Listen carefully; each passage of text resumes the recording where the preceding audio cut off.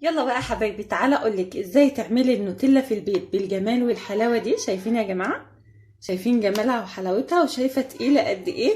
والكميه دي كلها ما كلفتنيش اكتر من 26 جنيه. لو عايزه تعرفي ازاي عملتها ادخلي بقى شوفي الفيديو وقولي لي ايه رايك. جربوا الفكره، انا واثقه انها باذن الله هتعجبكم، حلوه جدا ومغذيه وهتريحك كتير في سندوتشات المدارس. يلا روحي شوفي الفيديو بقى وقولي لي ايه رايك. بسم الله الرحمن الرحيم، والصلاة والسلام على أشرف المرسلين. دايما بحب أبدأ كلامي معاكي بالصلاة على النبي. صلي وبلاش تبخلي. النهاردة بقى يا ست الكل هنعمل النوتيلا في البيت بكل سهولة وبساطة، يعني حلوة جدا وجميلة ومش هتميزيها خالص عن بره. وهوريكي ازاي تعززي الطعم بطعم البندق عشان تبقى زي بتاعت بره بالظبط.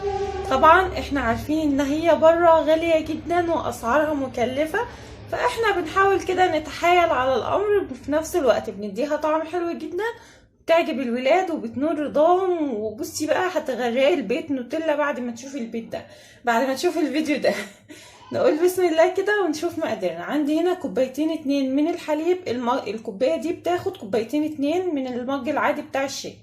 عندي كوبايه سكر، عندي هنا 3 معالق كاكاو، عندي كوبايه زيت، عندي معلقه واحده بس من الشوكولاته الشيبس. لو مش متاحه مفيش مشكله، تقدري تستغني عنها، بس انا حطاها عشان تعزز لي الطعم وتديني نفس الطعم بتاع بره بالظبط. عندي 3 معالق من الكاكاو.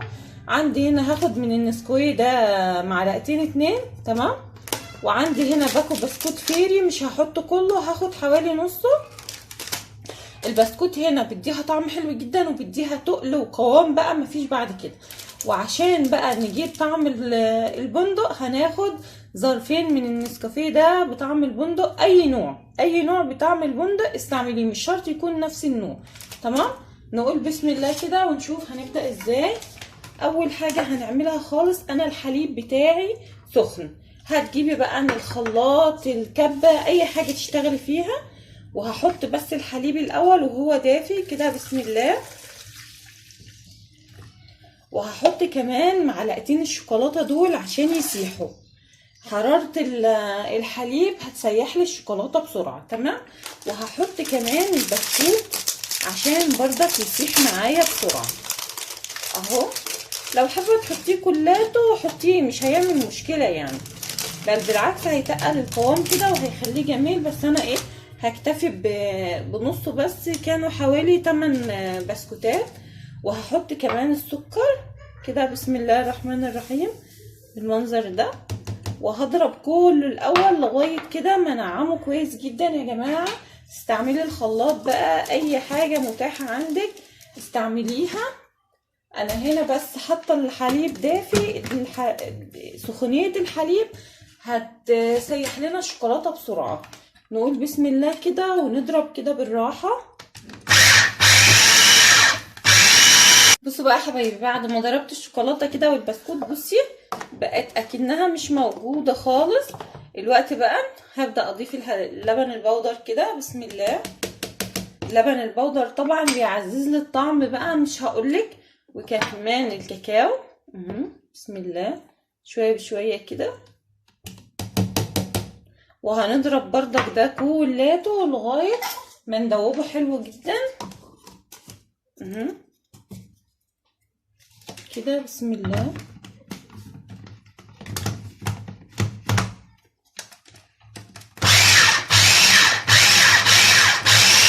دلوقتي بقى بعد ما ضربت الكاكاو بتاعي هنبدأ نفضل النسكافيه بتاعنا ده يا جماعة كده بسم الله. جربوها، انا واثقه انها باذن الله يعني هتبهركم والله. يعني انا دايما بعملها، اصلا مش بشتريها من بره خالص. هي على فكره غاليه جدا بره، واكيد كلكم عارفين الاسعار بره عامله ازاي. فدي حلوه جدا، ويعني بتبسط الولاد جدا خالص والله. وهناخد كمان معلقتين من ده، تمام. طبعا كلاتنا عارفين طعمه عامل ازاي.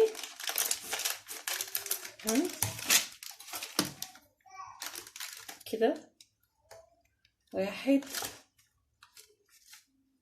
2. وبرضك هنرجع نضربهم كويس جدا لغاية ما ننعمهم. انا مش عايزة اثار خالص ولا للكاكاو ولا اي حاجة، كده بسم الله.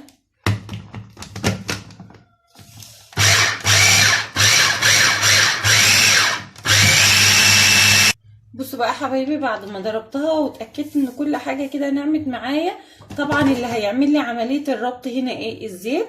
بس يفضل ان انت تستعملي زيت يكون يعني ايه ريحته حلوه شويه، بلاش زيت التومين. ولو زيت التومين مثلا جايباه وريحته حلوه نوعيته حلوه يعني استعمليه، بس انا مش هضيف الزيت كلته مره واحده، تمام؟ مره بمره كده يعني، كل شويه اضيف. حسيت ان القوام لف معايا وبقى تمام، خلاص هوقف. هي الكوبايه ديت ما بين العجز والزياده، ممكن نزود اكتر من كوبايه وممكن نكتفي بالكوبايه وممكن نقلل كده. بسم الله. كده الخليط بتاعنا بيقول ان هو لسه عايز كمان، تمام؟ انا بردك هضيف شويه وهخلي شويه لغايه ما اشوف الدنيا هتمشي معايا ازاي اهو، تمام؟ ونرجع بردك نضرب تاني. بسم الله. بصوا يا حبايبي، هنا القوام لسه خفيف معايا. هنحط بقى بقيه كوبايه الزيت ونضرب بردك ونشوف هنحتاج تاني ولا مش هنحتاج، تمام؟ هو لازم الزيت كده، هو الزيت اللي بيعمل لك عمليه الربط، بس بردك ما ينفعش خالص تنزليه كلاته مره واحده، لازم تنزليه شويه بشويه. بصوا يا حبايبي، انا هنا نقلتها بس في الخلاط لانها الكبه طلعت صغيره عليها كانت هتوقع، فنقلتها في شاشه الخلاط وضربتها ضربه. وكمان ضفت نص كوبايه زيت، يعني المقدار الكوبايتين الحليب خدوا مني كوبايه ونص زيت بالظبط، تمام؟ وصلت معايا للقوام ده كده، شايفه اهو يا جماعه اهو. اهم حاجه تبقى معاكي كده، طبعا لسه هتدخل التلاجة ولسه هتتقل في التلاجة اهو. شايفه قوامها؟ ما تقليهاش اكتر من كده لانها هتدخل التلاجة وهتجمد في البرطمانات بتاعتنا، وانا برضك هدخلها التلاجة ترتاح شويه. بس شايفه اللمعه؟ شايفه الجمال؟ والله يا جماعه ريحتها وطعمها بصي فوق الوصف كده والخيال. ادخلها هنكبها بقى في البرطمانات بتاعتنا وندخلها التلاجة، وهوريكي كمان دلوقتي هتطلع لي كمية من البرطمانات قد ايه، ونشوف بقى هتعمل معانا كام برطمان. بصوا يا حبايبي، انا هنا جهزت 3 برطمانات اهم ازاز. شايفين القوام بتاعها يا جماعة؟ شايفة؟ ما تقليهاش اكتر من كده.